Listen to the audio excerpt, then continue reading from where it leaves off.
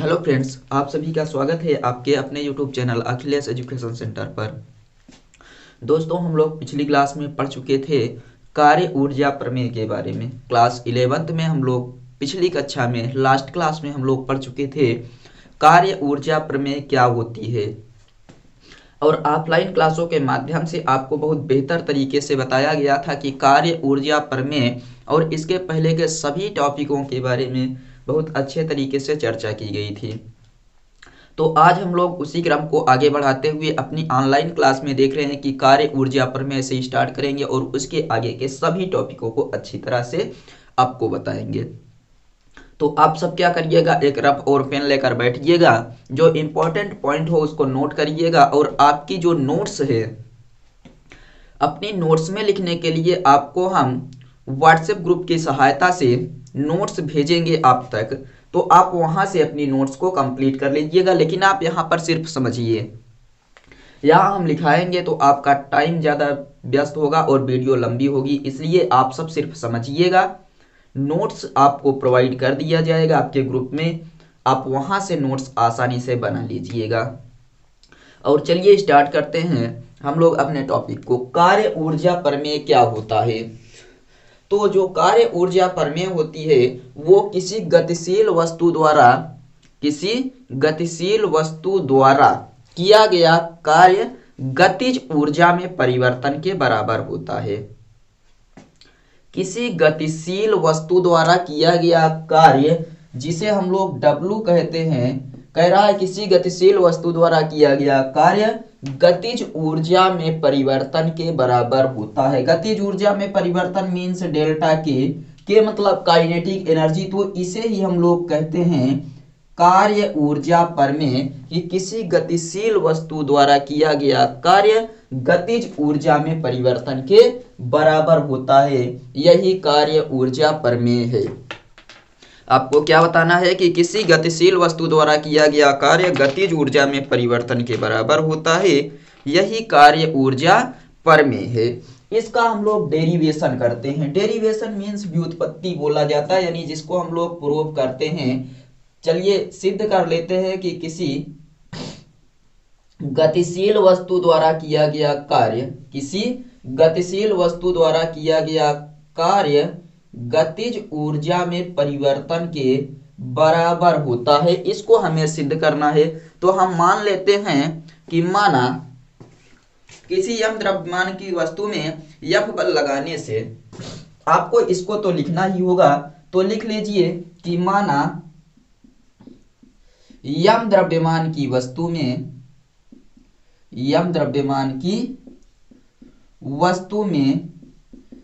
F बल लगाने से क्या होता है, उसका वेग u से v हो जाता है। उसका वेग u से v हो जाता है। तो मान लीजिए कि माना कोई गतिशील वस्तु है या यम द्रव्यमान की वस्तु है, उसमें F बल लगाने से, कोई वस्तु यम द्रव्यमान की है, उसमें F बल लगाने से वेग बढ़कर u से v हो जाता है। u को प्रारंभिक वेग, v को अंतिम वेग बोला जाता है। तो वस्तु को गतिशील करने में किया गया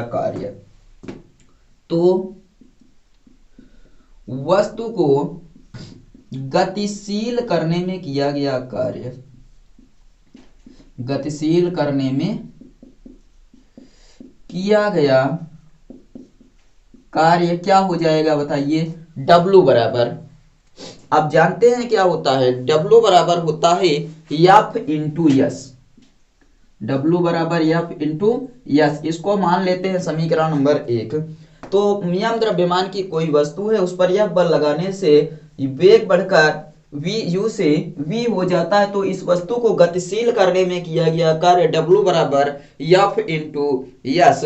और न्यूटन के द्वितीय नियम से आगे लिखना है, न्यूटन के द्वितीय नियम क्या है?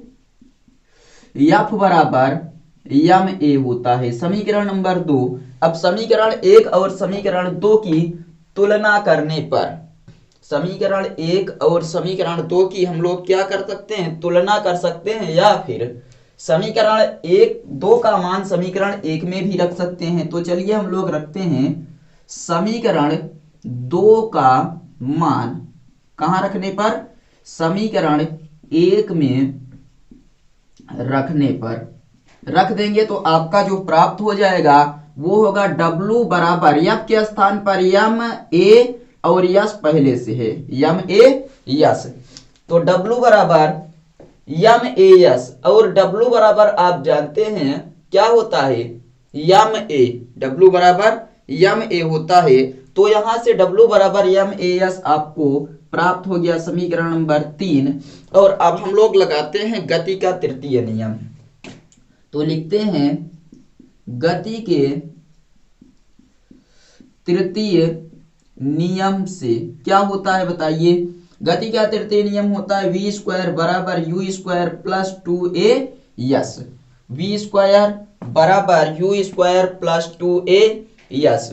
तो देखिए आपको क्या चाहिए, यदि हम लोग करें ए एस बराबर निकालना चाहें तो आपका क्या हो जाएगा, वी स्क्वायर इधर ये प्लस में है इधर आएगा तो माइनस में हो जाएगा, और 2 आपका नीचे आ जाएगा तो ए एस बराबर हमें क्या प्राप्त हो जाएगा, या फिर ऐसे लिख लीजिए कि वी स्क्वायर बराबर u square plus 2a yes, plus 2a yes. आगे हमें क्या करना है, समीकरण के दोनों पक्षों में हाफ एम से गुणा करने पर इसी समीकरण के दोनों पक्षों में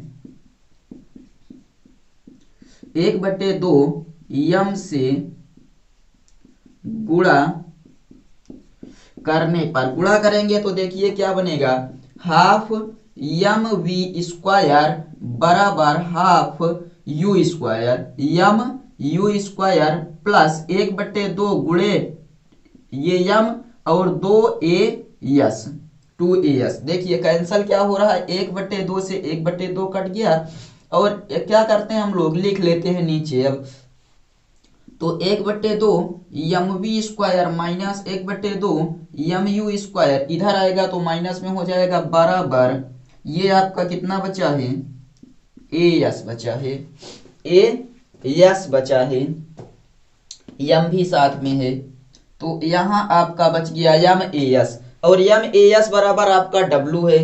तो क्या करेंगे, समीकरण 3 से यम ए एस बराबर के स्थान पर W रखेंगे, तो यहां लिखेंगे समीकरण 3 से, तो इसके स्थान पर क्या रख देंगे हम लोग, तो इसके स्थान पर रख देंगे W बराबर ये 1/2 यम we square minus 1/2 M U square.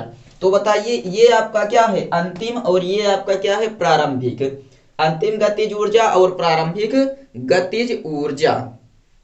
तो अंतिम गतिज ऊर्जा और प्रारंभिक गतिज ऊर्जा को हम लोग क्या बोलते हैं बताइए, गतिज ऊर्जा में परिवर्तन, और इसको लिखते हैं K2 माइनस K1, यानी कि K2 माइनस K1, नीचे लिख देंगे W बराबर डेल्टा K।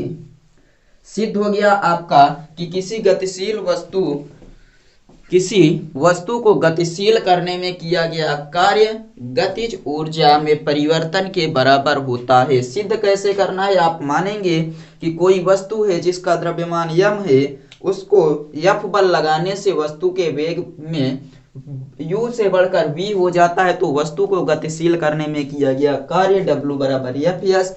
गति के या न्यूटन के गति विषयक द्वितीय नियम से F बराबर यम ए, दोनों को हम लोग क्या करेंगे, यम ए का मान F में रखेंगे, यानी कि F बराबर यम ए यहाँ पर रख देंगे, तो ये प्राप्त होगा न्यूटन के गति विषयक तृतीय नियम से v स्क्वायर बराबर u square plus 2as।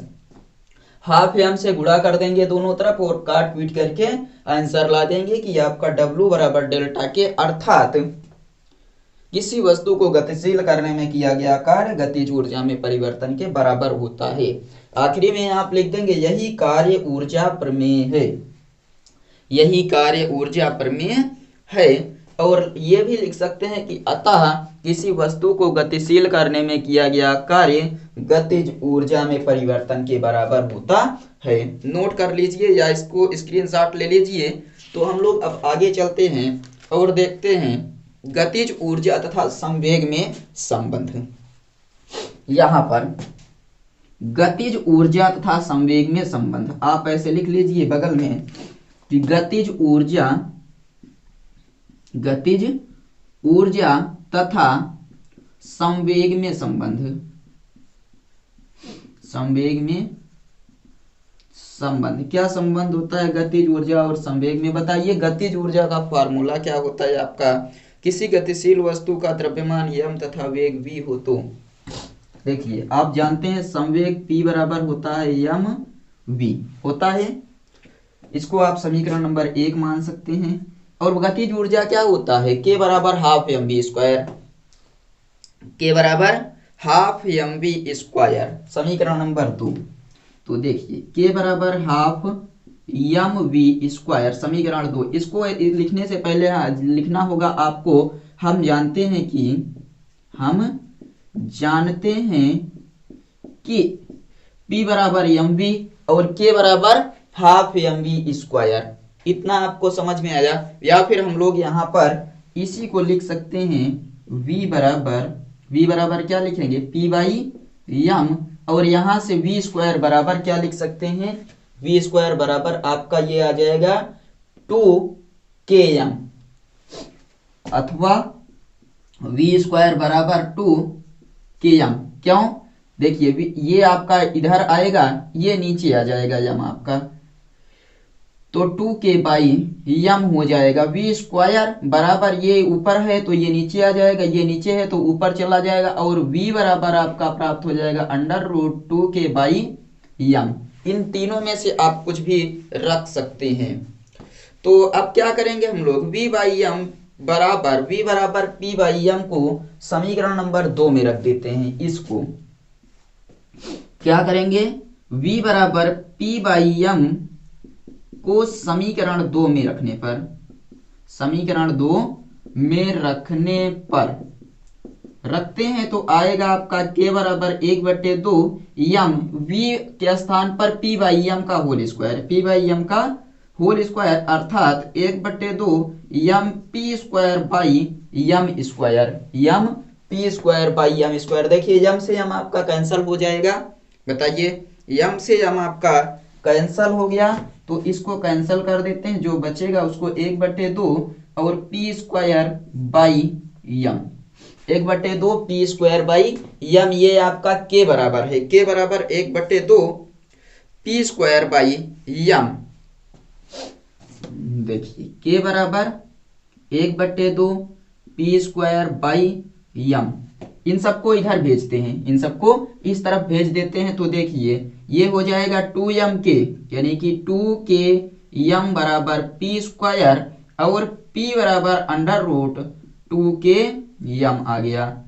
p बराबर अंडर रूट 2km। तो ये आपका दोनों में संबंध है। p बराबर आपका संवेग है, k गतिज ऊर्जा है, m द्रव्यमान है, अंडर रूट 2 संख्या। तो p बराबर अंडर रूट 2km रिलेशन निकल कर आता है, समझिएगा। तो यहां आपको तीनों याद रखना है, जहां P संवेग है, K गतिज ऊर्जा और m द्रव्यमान है। तो आपको दोनों सूत्र लिख लेना, उसके बाद एक सूत्र से इसमें मान रख देना है, दूसरे सूत्र में हल करके आप निकाल लेंगे P बराबर अंडर रूट 2km। और बताइए इतना आपको समझ में आया? और इसको नोट कर लीजिए। तो हम लोग अब आगे बढ़ते हैं और देखते हैं इसके आगे का क्या टॉपिक है।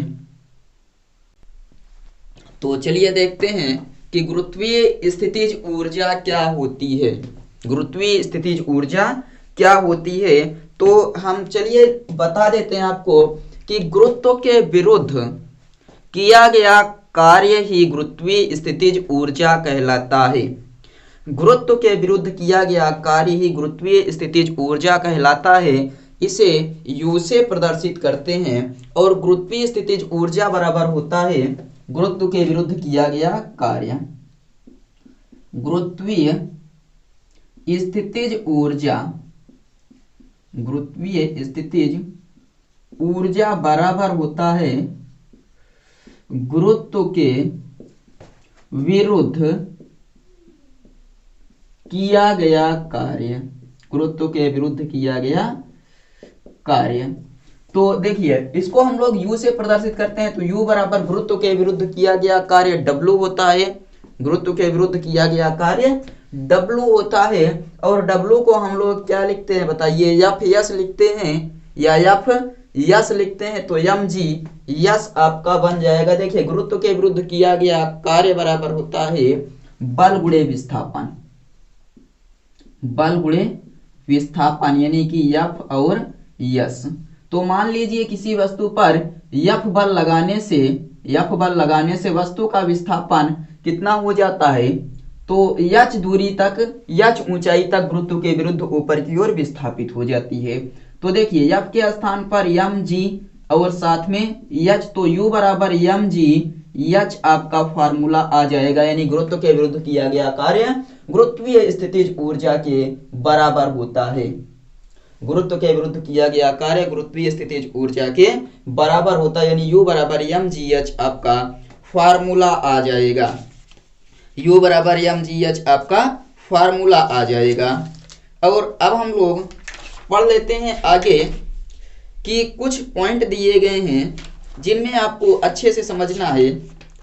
तो ऊर्जा संरक्षण का सिद्धांत है अगला टॉपिक आपका, ऊर्जा संरक्षण का सिद्धांत, ऊर्जा संरक्षण का सिद्धांत। और क्लास में आपको जिस प्रकार से न्यूमेरिकल बताया जा रहा है उसी प्रकार से न्यूमेरिकल सबके सब ऑफलाइन क्लास में करवाया जाएगा। आप लोग थियरी और डेरिवेशन को ऑनलाइन ही पढ़ लीजिए। तो आपकी क्लास ऑफलाइन बंद होने के कारण सभी क्लासें ऑनलाइन दी जा रही हैं, तो आप सब लोग अपनी पढ़ाई को कंटिन्यू रखिएगा, इसमें कोई भी कंप्रोमाइज मत करिए।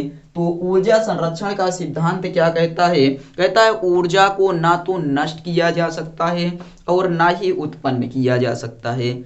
ऊर्जा को ना तो नष्ट किया जा सकता है और ना ही उत्पन्न किया जा सकता है, केवल इसे एक रूप से दूसरे रूप में परिवर्तित किया जा सकता है। और यही आपका ऊर्जा संरक्षण का सिद्धांत है, यानी कि ऊर्जा को ना तो नष्ट कर सकते हैं और ना ही उत्पन्न कर सकते हैं, इसे केवल और केवल एक रूप से दूसरे रूप में परिवर्तित किया जा सकता है। यही ऊर्जा संरक्षण का सिद्धांत है। और देखिए किस प्रकार से कुछ ऊर्जाओं को परिवर्तन हम लोग देख लेते हैं। मान लीजिए एक तरफ आपके यंत्र हैं, दूसरी तरफ आपका ऊर्जा परिवर्तन, एक तरफ यंत्र और दूसरी तरफ ऊर्जा परिवर्तन। बताइए मान लीजिए हम पहले यंत्र को आपका ले लेते हैं जो माइक्रोफोन होता है। माइक्रोफोन ये क्या करता है बताइए, माइक्रोफोन का कार्य क्या है, तो ये ध्वनि ऊर्जा को वैद्युत ऊर्जा में परिवर्तन करता है। ध्वनि ऊर्जा को वैद्युत ऊर्जा में परिवर्तन, जिसमें हम लोग बोलते हैं ध्वनि ऊर्जा परिवर्तन करता है वैद्युत ऊर्जा में, वैद्युत ऊर्जा में। इसी प्रकार यदि हम लोग ले लें लाउड स्पीकर, तो लाउड स्पीकर विद्युत ऊर्जा को ध्वनि ऊर्जा में परिवर्तित करता है। लाउड स्पीकर क्या कार्य करता है, तो ये करता है वैद्युत ऊर्जा को ध्वनि ऊर्जा में, वैद्युत ऊर्जा को ध्वनि ऊर्जा में। तो ऐसे ही आपको याद रखना है कुछ यंत्रों के नाम और कुछ ऊर्जाओं में परिवर्तन कैसे होता है और कैसे संपूर्ण संसार की ऊर्जा नियत रहती है, यही आपको समझाया गया ऊर्जा संरक्षण के सिद्धांत में। और यांत्रिक ऊर्जा बराबर क्या होता है, देखिए एक फार्मूला होता है, यांत्रिक ऊर्जा बराबर गतिज ऊर्जा प्लस स्थितिज ऊर्जा, गतिज ऊर्जा प्लस स्थितिज ऊर्जा, गतिज ऊर्जा प्लस स्थितिज ऊर्जा के योग को बोला जाता है यांत्रिक ऊर्जा। और गतिज ऊर्जा हाफ mv² प्लस mgh, ये आपका यांत्रिक ऊर्जा का फार्मूला होता है, इसे आप लोग याद रखेंगे। और अब हम लोग सिद्ध कर लेते हैं कि गुरुत्व के अधीन कोई वस्तु ऊपर से नीचे की ओर आ रही है तो उसमें संचित यांत्रिक ऊर्जा या उसी को बोलते हैं यांत्रिक ऊर्जा संरक्षण के नियम का सत्यापन। गुरुत्व के विरुद्ध या गुरुत्व की तरफ उपस्थिति में कोई वस्तु ऊपर से नीचे की ओर आ रही है तो उसको हम लोग सीख लेते हैं कि उसमें किस प्रकार से ऊर्जा संरक्षित रहती है। इसको एक बार नोट कर लीजिए। चलिए देखिए, यांत्रिक ऊर्जा संरक्षण के सत्यापन के लिए हम लोग मानते हैं यहाँ पर कि कोई यम द्रव्यमान का पिंड है, यम द्रव्यमान का पिंड है, ये मुक्त रूप से नीचे की ओर छोड़ा जाता है और जब पृथ्वी तल से इसकी ऊंचाई यच है, पृथ्वी तल से इसकी प्रारंभिक ऊंचाई यच है, मुक्त रूप से नीचे की ओर छोड़ा जाता है, तो क्या करेंगे हम लोग कि ये द्रव्यमान यम है और उसके बाद यच ऊंचाई पर स्थित है, इसको मुक्त रूप से नीचे की ओर छोड़ा जाता है और यक्स दूरी तय करने के पश्चात, यक्स दूरी तय करने के पश्चात पिंड का वेग v हो जाता है तथा जमीन पर पहुंचकर पिंड का वेग v1 हो जाता है। यही यम द्रव्यमान का ही पिंड है। प्रारंभिक यानी स्टार्टिंग में u पर था और v पर पहुंचा, फिर उसके बाद v1 पर पहुंच जाता है और इसको अंतिम वेग कहते हैं और अंतिम वेग v1 हो जाता है। तो पिंड की हम लोग ज्ञात कर लेते हैं। बिंदु A इसको मानते हैं, बिंदु B इसको मानते हैं, बिंदु C इसको मानते हैं। हमें क्या ज्ञात करना है? बिंदु A पर गतिज ऊर्जा, बिंदु A पर स्थितिज ऊर्जा, बिंदु A पर दोनों की ऊर्जाओं का योग यानी कि यांत्रिक ऊर्जा। तो बताइए यहाँ पर आपका जो यच है और यक्स गुरुत्वीय त्वरण तो हमेशा जी नीचे की ओर लगा ही रहा है। जी आपका किधर लग रहा है? नीचे की ओर, और जी उपस्थित है यहाँ पर गुरुत्वीय त्वरण के उपस्थिति में। तो बिंदु ए पर हम सबसे पहले ज्ञात करते हैं, क्या ज्ञात करना है? बिंदु ए पर गतिज ऊर्जा ज्ञात कर लेते हैं। बिंदु ए पर गतिज ऊर्जा, बताइए गतिज ऊर्जा का फार्मूला क्या होता है? मान लीजिए के ए लिखते हैं, हाफ यम वी स्क्वायर होता है, लेकिन यहां पर आपका u लगेगा या आप मान सकते हैं u ही लिख सकते हैं। क्यों? क्योंकि प्रारंभिक वेग शून्य है, प्रारंभिक वेग शून्य है, चूंकि v बराबर प्रारंभिक वेग, ऐसे लिख लीजिए, प्रारंभिक वेग शून्य है, तो आपका हो जाएगा के ए बराबर 1/2 यम और 0 का स्क्वायर, अर्थात के ए बराबर 0 आ जाएगा, के ए बराबर 0। दूसरा निकाल लेते हैं इसी बिंदु पर स्थितिज ऊर्जा, स्थितिज ऊर्जा यू ए बराबर आपका यम जी यच हो जाएगा, यम जी यच। और यहां अब इस बिंदु पर निकालते हैं यांत्रिक ऊर्जा, बिंदु ए पर यांत्रिक ऊर्जा निकाल लेते हैं। बिंदु ए पर यांत्रिक ऊर्जा क्या हो जाएगा? मान लीजिए हम लोग यांत्रिक ऊर्जा बराबर होता है आपका गतिज ऊर्जा प्लस स्थितिज ऊर्जा। बताइए इसे हम लोग गतिज ऊर्जा को कितना लिखेंगे? 0 प्लस यम जी एच, अर्थात आपका आ जाएगा यम जी एच। बिंदु ए पर यांत्रिक ऊर्जा आ गया यम जी एच। अब हम लोग क्या करते हैं? बिंदु बी के लिए निकालते हैं। तो यहां लिखते हैं बिंदु बी पर सबसे पहले निकालेंगे गतिज ऊर्जा। बिंदु बी पर गतिज ऊर्जा यू के बी लिखते हैं इसको, के बी बराबर हाफ यम वी स्क्वायर। एक चीज याद रखिएगा, जब ये यक्स दूरी तय कर लेगा तो इसकी जो शेष दूरी बचेगी वो हो जाएगी यच माइनस यक्स, यच माइनस यक्स। तो गतिज ऊर्जा हाफ यम वी स्क्वायर, क्योंकि यम द्रव्यमान का पिंड वी वेग से चल रहा है और साथ ही साथ आपका जो द्रव्यमान है यम है और गतिज ऊर्जा के है। यहां हम लोग लगाते हैं पहले गति का समीकरण, गति का तीसरा समीकरण लगाते हैं। तो यहां लिखिएगा एक छोटा सा कुछ हमें पॉइंट ज्ञात करना है कि गति के तृतीय समीकरण से, गति के तृतीय समीकरण से हमें ज्ञात करना ये वी स्क्वायर बराबर u square plus 2a yes. और यहां पर देखिए u का मान कितना होगा? u आपका v का मान तो बढ़कर v हो गया है, लेकिन u का मान 0 है, तो यहाँ पर आप 0 का स्क्वायर प्लस 2as अर्थात b स्क्वायर बराबर 2as हो जाएगा। मान रख देते हैं, तो मान जब हम लोग रखेंगे तो 1/2 यम v स्क्वायर के स्थान पर आया है 2as, 2 से 2 कैंसल और ये हो गया यम ए यस। गतिज ऊर्जा है यम ए यस के बी बराबर, यानी बी पर गतिज ऊर्जा यम ए एस नीचे आपको दिखाई दे रहा होगा। चलिए ठीक है, बी पर अब इसी पर निकाल लेते हैं हम लोग स्थितिज ऊर्जा। बी पर स्थितिज ऊर्जा यहां लिखते हैं, स्थितिज ऊर्जा, स्थितिज ऊर्जा यू बी बराबर आप देखिए क्या हो जाएगा, m g h minus x, गुणा करेंगे तो m g h minus m g x आ गया, m g h minus m g x u b बराबर हो गया। तो निकालते हैं अब बिंदु बी पर कुल यांत्रिक ऊर्जा।